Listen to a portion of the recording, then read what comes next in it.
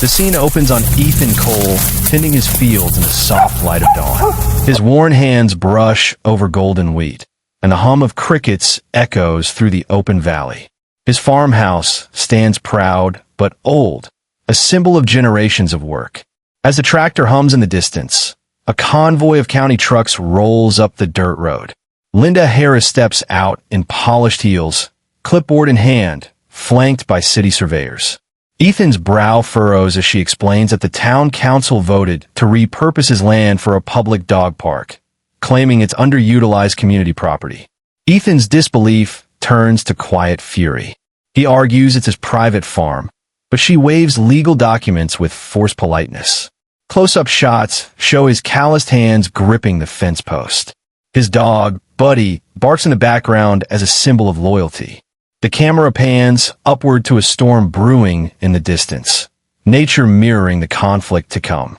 Weeks later, machinery invades. Bulldozers tear through Ethan's pastures while he stands helpless with a sheriff's warning in hand. His belongings are packed into an old pickup. Townspeople glance away, some sympathetic, others indifferent. The once lively farmhouse is demolished in dust and noise. Ethan's face stays calm, but his eyes burn. Jake Morales arrives, offering him a place to stay, but Ethan shakes his head. That night, he sits on the hill overlooking the land, a bottle beside him, watching construction lights flicker where his barn once stood. A flashback reveals his wife, Megan, smiling as she planted trees along the fence line. He whispers her name, promising silently that it's not over. The emotional tone is raw, full of restrained rage and sorrow.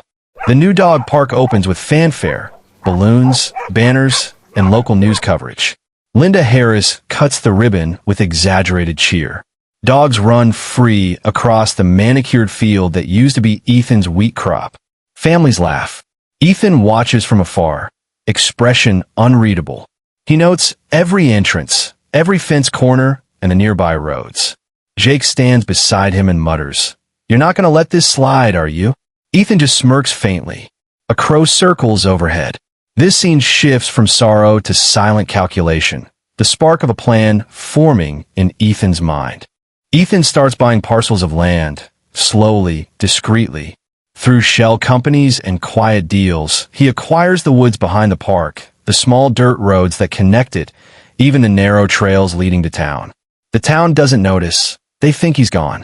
But a real estate agent friend helps him piece together the land like a puzzle. The scene unfolds in dimly lit offices, quiet barns, and gas station meetings, all filmed in moody rural realism. By the end, Ethan holds the deeds to everything surrounding the dog park. A map spreads across his table, red circles marking every route in or out. Late one night, Ethan begins construction. Heavy metal gates, private property signs, and gravel barriers appear overnight. A haunting sequence follows, the clanging of tools under moonlight, headlights slicing through fog, the rhythmic sound of chains tightening. By sunrise, every entry road to the dog park is blocked except one. Locals awaken confused. Social media posts begin to stir. Linda receives complaints, but legally Ethan's in the clear.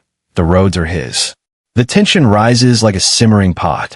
Linda storms to Ethan's new property line with Deputy Ryan in tow. She demands he reopen access. Ethan stands calm, leaning against his truck, hat low over his eyes. Their conversation is tense, a battle of words rather than fists. He cites property rights, zoning loopholes, and his own losses. Ryan knows Ethan's right, but looks uneasy. Linda threatens lawsuits and media backlash. Ethan replies quietly, "You took what was mine. I just returned the favor." The scene ends on a slow zoom into his unwavering expression. The townsfolk grow restless. Social media buzzes with angry posts about the trapped dog park. People can see it, but can't reach it. The fences are legal, the roads are owned by Ethan, and the council's embarrassment grows. Protesters gather at the locked gates. News vans swarm. Ethan watches it all from his porch, sipping coffee, Buddy at his feet. Jake warns him it might go too far, but Ethan replies, "Sometimes people need to lose comfort to remember respect." His words echo with quiet authority. Linda files an emergency injunction, but Ethan is ready. In court, he presents ownership documents with meticulous precision. The judge rules in his favor. He has every legal right to close his land. The crowd murmurs in shock. Ethan's calm professionalism contrasts sharply with Linda's outrage. Afterward, Ryan catches him outside and admits he understands why Ethan did it. The tone is heavy, a mixture of justice and melancholy. Ethan drives past the empty park, his reflection in the window merging with the overgrown field beyond. Months pass. The once busy park lies abandoned, grass reclaiming the paths. The sign Linda Harris Dog Park hangs crooked. Ethan's newly fenced property stretches as far as the eye can see.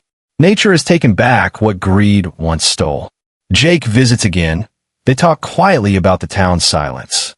Ethan admits he doesn't feel triumphant, just peaceful. He walks through the fields, wind whispering through the wheat. His wife's favorite tree still stands on the hill, untouched. In the final cinematic scene, Ethan opens one small gate, not for people, but for nature. Deer wander through the land, birds return, and Buddy runs free. A new wooden sign reads, "Coal Preserve. Land returns to those who respect it."